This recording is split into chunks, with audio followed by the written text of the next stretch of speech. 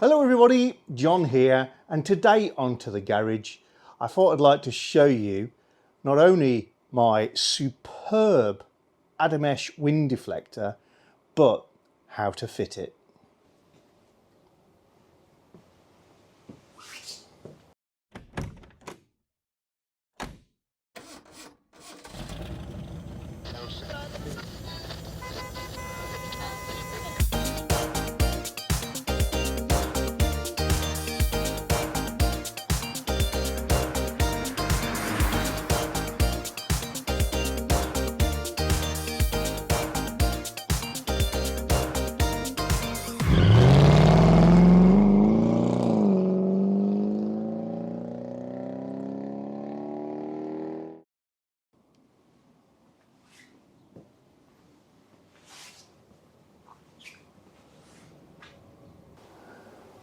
So I've been looking at the wind deflectors for the XK8 for a little while, and there are various variants on it. There is an original equipment one that you could have got with your car, Jaguar Genuine Optional Extra.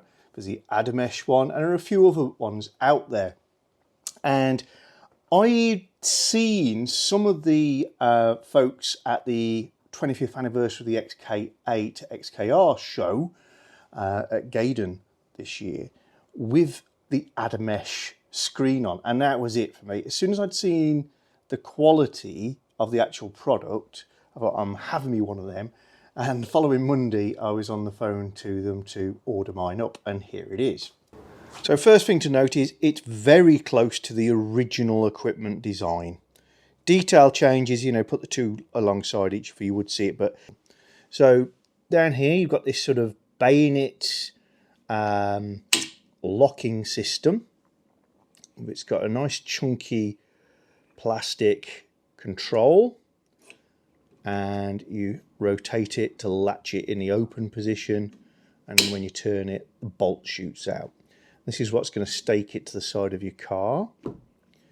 You've got the two pivot points going through the brackets here into the tubes, nicely capped off. This is the bracket that's going to support it at the back next to the trim and the rear seat. I doubt this is real leather, but whatever it is, it looks nice. It is double stitched. The mesh has the look of Gore-Tex to it, although that is a brand name, so I don't know what it is. And it's just really well finished off. What are these things for? The idea is to give you an even more refined drive of your already refined Jaguar convertible. The styling of the Jag with the very gently sloped windscreen, and the fact that the side windows can come up and they are level with the back of your head, does mean that with the side windows up you do get quite a refined drive. And it's only as speed starts to increase you start to get a little bit of buffeting coming from the back, and that's this unusual effect that you see. Everybody assumes that in a convertible car, if you have long hair, it's going to flow beautifully backwards behind you in the wind. It never ever happens, it goes straight forward. That's because the air comes over the top and eventually tumbles and does this. And you get this sort of turbulent effect that disturbs the air just behind the seats. And over a very long journey, it can be a little bit wearing. But I've got to say, in the Jag, it is not bad. This is not something that we need to address. It's something that's nice to address. Now, in some modern convertibles, particularly those hard-top convertible hatchback modifications, I'm thinking like the Renault Megane coupe convertible, the Peugeot one, the windscreen is so tall and so extended that you barely feel like you're in a convertible car when you're driving it, because this is almost above your eyebrows. And they get away with very little turbulence because of that.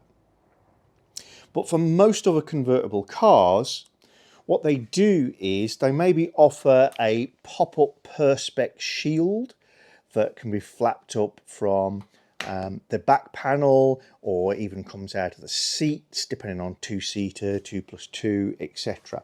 And they're pretty effective, but some of them do look goddamn ugly, it has to be said. And we do not want to be compromising the lines of our beautiful, beautiful car. So the wind deflector is essentially a pop-up device. The top half's hinged, so you can hinge it up when you want to cut down the wind. And because it's mesh, it won't billow or move, but it does slow the air down significantly, cuts down noise and buffeting. Another reason, if you're a pet owner like us, and we have Growler, the bear, to simulate, we very often have our little dog Molly sat in the back seat. She loves it. And at low speed, she'll pop her head over the side and have a little look, and it's marvellous. But a lot of the time, she's just curled up in a ball in her back seat. And the problem is, if we've got the top off, she's a white dog in an open top car. We've got hats on. She can get quite a lot of sun. So it's nice to give your dog a bit of shade. And again, this folding wind deflector shades the back seat, which is great. And as somebody else pointed out to me at the show, not that it should be necessary, but if you've got something like Growler Bear sat on your back seat, in theory, an opportunist at a traffic light can reach in and just grab it. They can't if you've got a wind deflector, because this area is covered. So, how do you go about fitting it? Well, let me start off by saying there's more than one way to skin a cat, and many of you might want to go your own way about fitting these. But I'm going to show you what I think is the easiest way to install this wind deflector. And at the end of this, I'll show you an alternate way, which is you can copy my dimensions and literally just drill holes and then fit this thing. However, I like to do a bespoke fit. I like things to be just nice and suited to my car. And I'm going to show you how to do that, and it's really easy. So I strongly recommend, why not take the time and enjoy fitting this thing rather than just bash it in. So what I want to do is a trial fit first. So we get our wind deflector. We're going to pull back the little rifle lock bolts like so, and it hinges. It's quite stiff on friction hinges, but these brackets are attached to the bottom half, so you've got it the right way up. And what we want to do is just sight it inside the car, and the bracket that's closest to you goes down the side of the seat below this topper that is leather, or at least leather-esque, on our cars. And for now, if you just imagine sliding those brackets down the sides of your seat and leaving a finger's width between this and the bracket, you're sort of in the right place. The front bits, the bolts, should now be touching the sides of the trim. And if you wanted, you could just mark that and you're done. Trouble is, working on your own like I am, it's hard to eye it all up because I can't let go. If you've left the keys in your ignition and turned it to accessory, then what you can do, he says, tripping up, is use your seats, just move the backrests until they gently touch, and then you've got something to hold it in place. Pop around the other side, do the same on this one.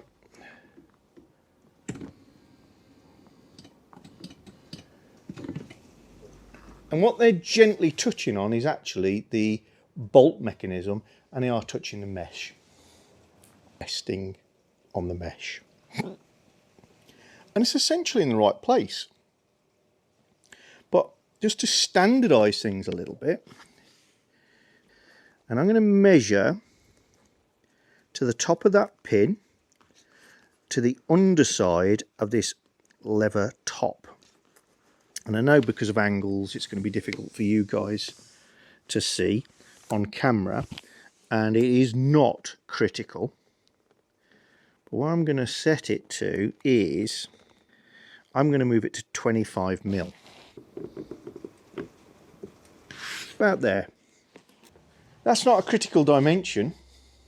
It's about right. What's more important is it matches on the other side. And I'm closer to 35mm than I am 25mm. So I'll just ease that up a little bit.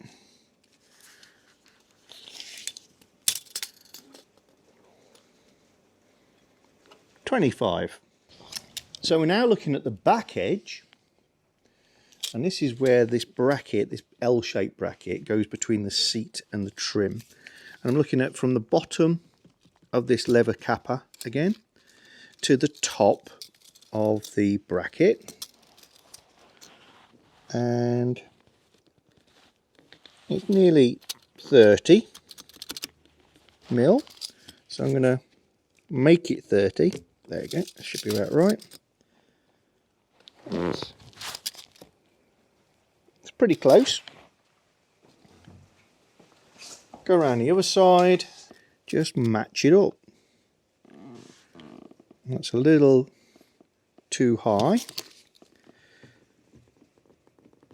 Just using the springiness of the seat cushions really to hold it in place. Oops. Okay. A bit further. And that's about it. So I've just evened the whole thing up. Now I'm just eyeing how it looks there compared to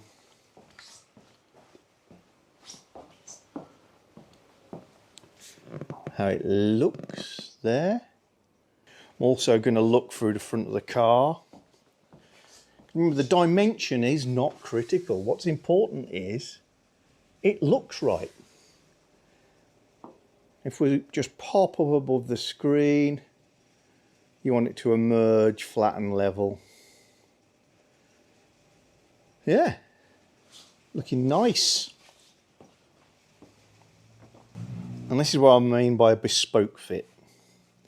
Just making it look right in your car. Now what I've got here is a chalk marker. This one's called Chalkola. Many others are available. If you haven't got one, get one. It's a very useful thing to have because look, I can put a very distinct line on my car without fretting because it's literally chalk, and it'll wipe off very easily. If you leave it to dry, it takes a little bit of water to remove. It's the same stuff that people do fancy menus on chalkboards outside pubs. You can write on glass. Very, very useful things. And I'm going to use it to mark my interior trim to just give me a guide before I remove this. So where this pin is touching the side of the car, I'm just going to put a line front, a line back, a line top. And that gives me a really good indication of where that position is. Then I'm going to go back here, and bear in mind the strange angle I'm at, I'm going to be quite happy to just put a line where it went back to, like so, and approximately, whoops, the top edge of the bracket. As I said, these are brilliant things, these chalk markers. Just don't use it on a porous surface because you will have to wash it out. But other than that, it's kind of the safest thing to have for marking things on cars. And it leaves a very obvious line. You could have stuck some masking tape to the trim and drawn on it. Equally good. This is just quicker and easier if you've got one in your drawer. So now I've finished making my adjustments. I just pull my seat forward a bit and pop this out. So how does this installation work? We've got two fittings. So we are going to be drilling some holes, but it's going to look neat. First is this, I'm going to say nylon, I'm not quite sure, ferrule, and this allows the bolt to engage and gives you a nice neat finish, so that all you're going to see is that black head against your trim. If your trim's not black, obviously you'll see this, but it doesn't look any different to any of the other black fittings that are on the car. And we know that that's going to land somewhere there. And we've got this bracket, which that blade goes into, that goes between the seat and the trim. And I have seen some people installing and they take out the rear seats to do it. I genuinely don't think that's required. And it's particularly not required if you choose not to fit it as they have, blade down with the two screw holes, but to fit it that way up. And that's okay as long as you put that inside there and drill through there. And we have a position for that marked as well. So in order to get at these two things, all we need to do is remove this top cap. What I'm going to also say is I position this lot with everything pushed back by the seat towards here. I will move the position of this about 5mm forward so that I've got a little bit more clearance. Remember, this is a tapered space and we want the bolts to go nice and easy into here, and it stops everything being tight up against the back seat. So how do you get this off? Well, our first task is to take the plastic cap off the seatbelt anchor. That's relatively easy to do. You can rotate this, and as you rotate it, you can get your finger under the edge and just lift it off. There are two, there they are, little barbs there and there, but going to grooves there and there. We always like to look at labels. That's Jaguar part 61277. If you're not a regular spanner twirler, then this is the only tool that you're not going to maybe find in around your garage or shed. You might have to buy one, and it's a T50 Torx tool. Pop that in anti-clockwise. Once you get it going, it's an interior bolt and it's a seatbelt bolt, so they're always decent quality. It should come out without too much grief. Once you've got that undone, be aware that the inertia reel may try and pull the bracket down. It won't be very powerful, but just be aware. So you take the bolt out, you take this off, being careful not to lose a spacer behind it. So that comes off, and there is this top hat spacer that means you don't crush up the trim. It came off like that. Now I've got a piece of plastic hanging out of there, which I think is part of the original protection that was on this car when new.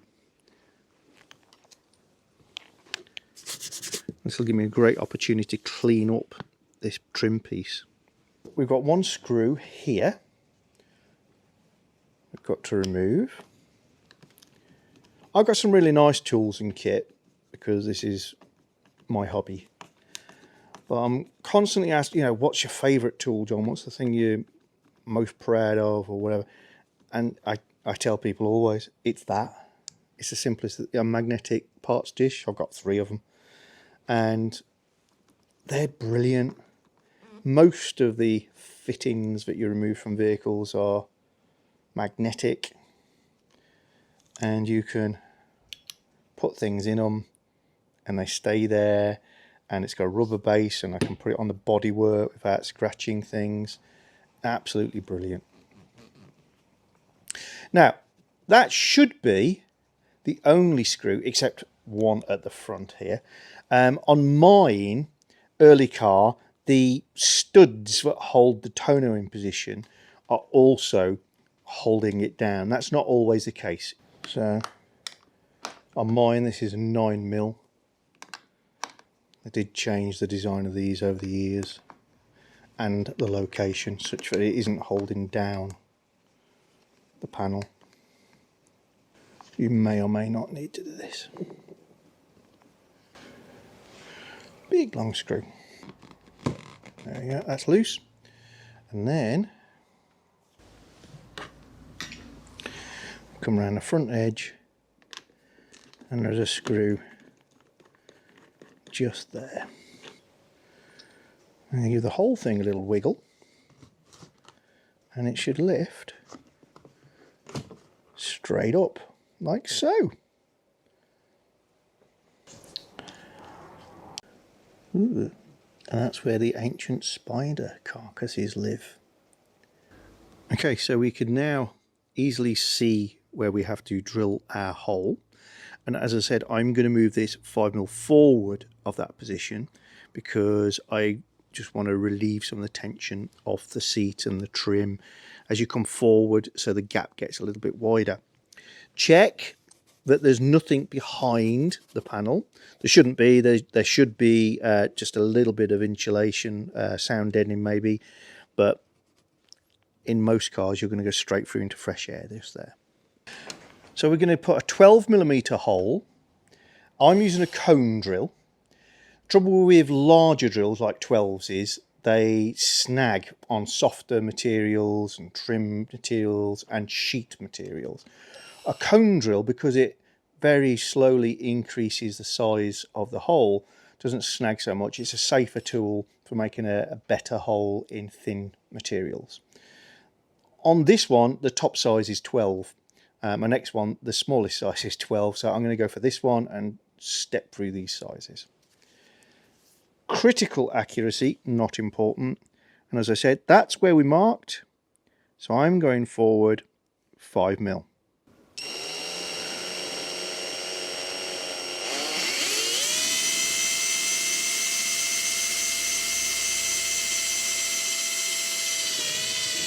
See, it very smoothly cuts through the trim, the board, and doesn't snag.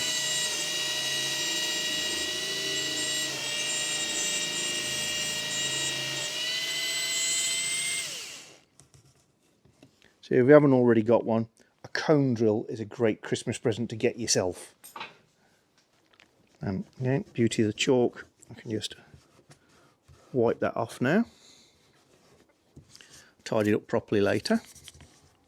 Let's try our fitting. Probably going to be quite snug. And I'd recommend screwing it in to maintain the snuggest possible hole. There we go. And then on the back, washer and a nut.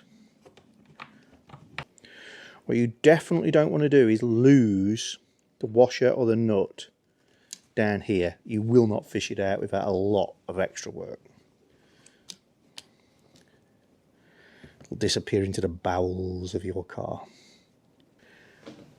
So it's a 19mm spanner for the back.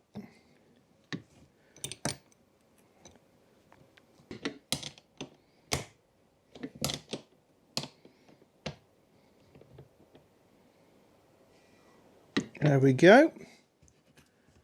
Lovely.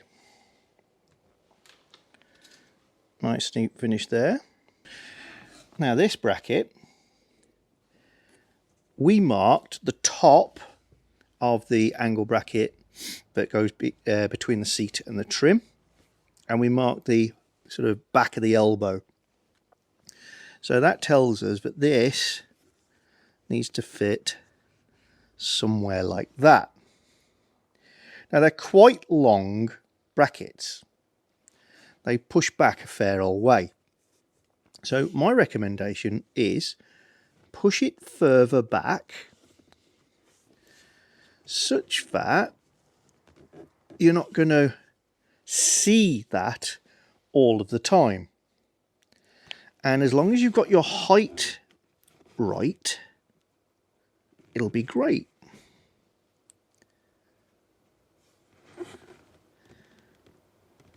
So I'm lining the top of my marker line here with the top of the bracket, and I'm just behind this notch. So all I'm going to do now is I can obviously squeeze the material and put the screws through. The screws that come with the kit are these nice blackened, very flat, wide headed self tappers. So it's easy to get at the top one. The seat is holding everything else in position. I've got my little cordless XO driver. I'll just pop that in the head. Squeeze the trim out of the way. In, done. The other one, I can push that well back now. Just get it to the right angle.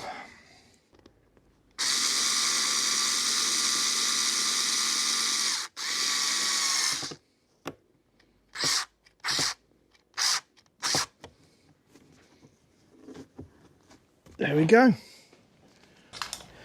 I think that's very much the easier, better way of doing things to get it right, is bespoke. But I did say, for those of you who wanted it, I'd give dimensions.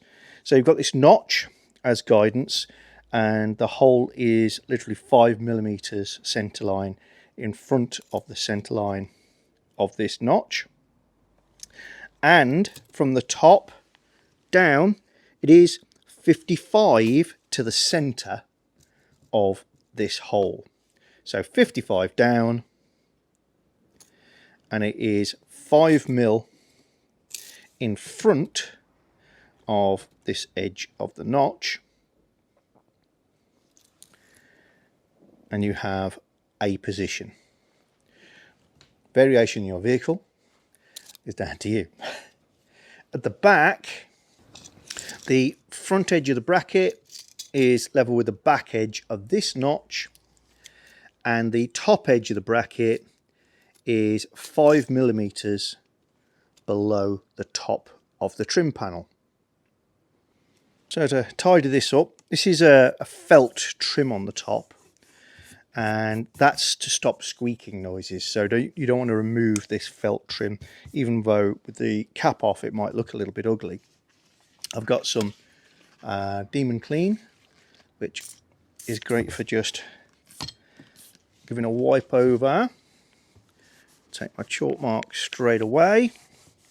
Take away any dirty, greasy fingerprints, like so.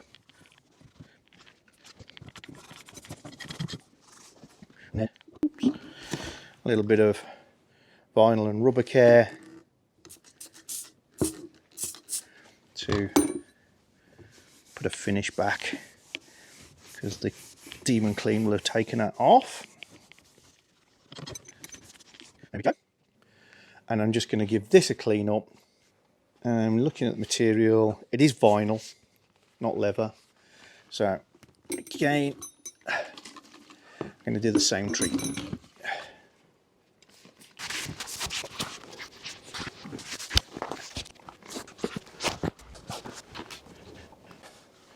When it comes to reinstalling these, there are some T-blades just there and there, and there, and there. And these go around the slots in the trim panel. So getting it back in might take a little bit of jiggling, particularly as your bracket here is making this a little fuller for reinstallation.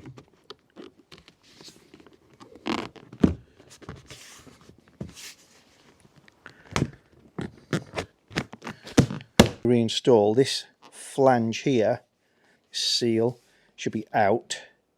You can see I'm tucked in a little bit there. So before you screw anything down, you want to get all of that on the outside.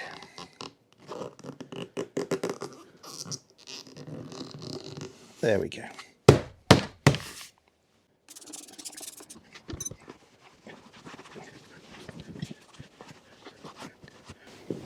There we go. So it's got to reassemble.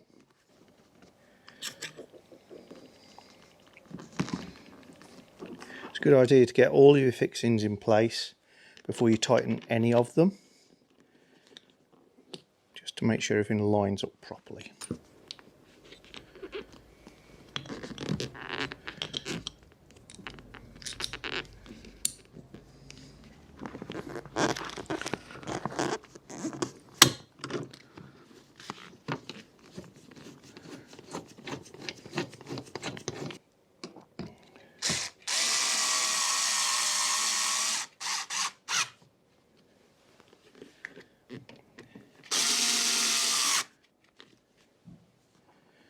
Spanner on that one.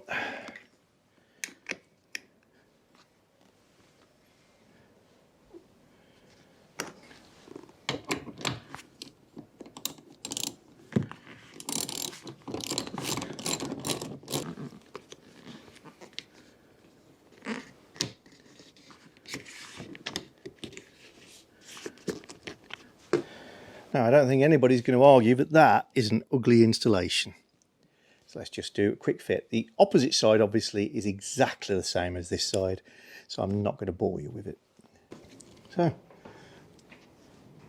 take our screen,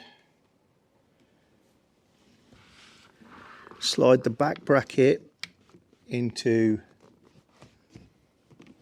get the other side in, slide the back bracket into the bracket down the side of the seat. Line up this bolt with the hole in the ferrule and then release its bayonet, and hey presto. Well, there we are then. That's the finished product. Latched into position. Everything lines up beautifully.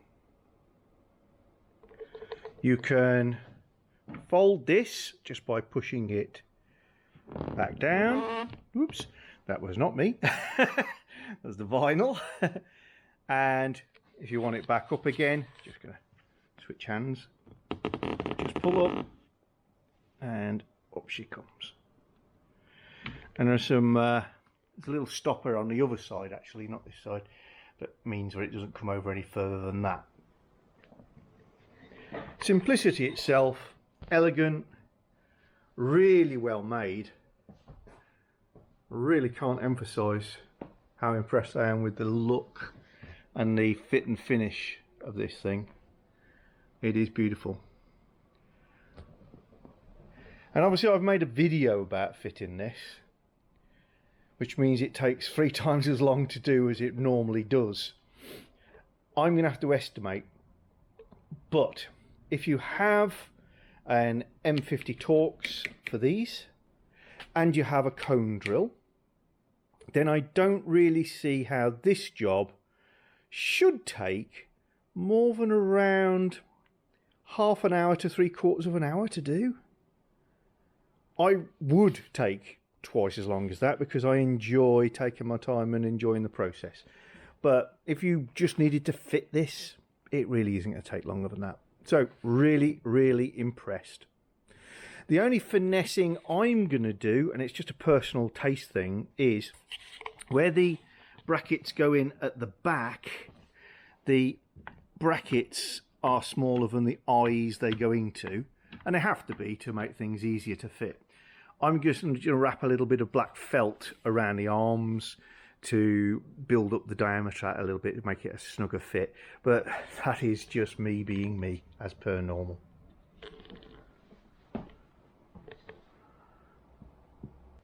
Well, I hope you've enjoyed that little video. I've enjoyed doing it and I'm really pleased with the end result.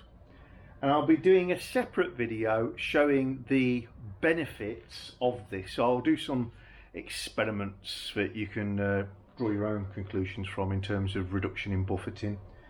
But that'll be later, possibly in the summer, so don't hang around too long for that. I don't think you're going to find a better product, but there are other products out there. So if you want to go do your own research, go for it. I've done my research and I chose this one. So if you want a shortcut, that's what to go for. And you can get this in different colours, including black.